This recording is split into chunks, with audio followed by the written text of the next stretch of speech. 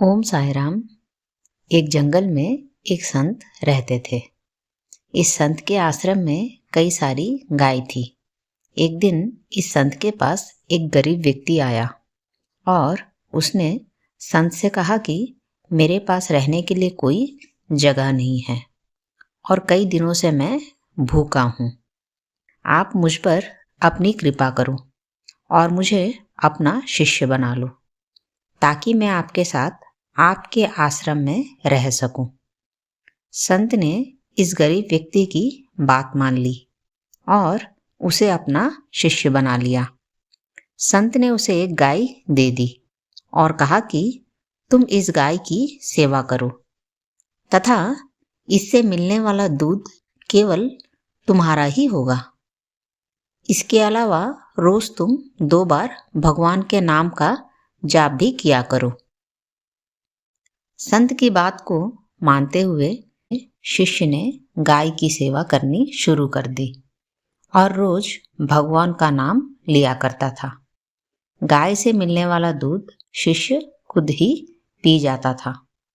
आश्रम में रहकर शिष्य काफी खुश था और एक दिन उसने संत का धन्यवाद करते हुए उसने कहा कि आपकी वजह से ही मेरा जीवन सुखी हो गया है।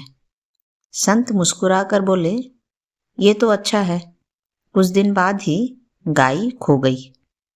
गाय होने के कारण शिष्य को दूध नहीं मिल रहा था, जिसकी वजह से उसने पूजा करना भी छोड़ दिया और दुखी रहने लगा।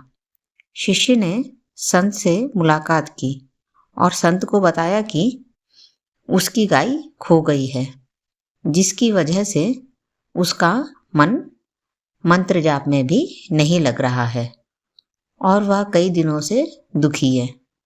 यह बात सुनकर संत ने कहा, यह भी अच्छा है। कुछ समय बाद शिष्य को गाय वापस मिल गई और वो फिर से खुश रहने लगा। शिष्य ने ये बात संत को बताई।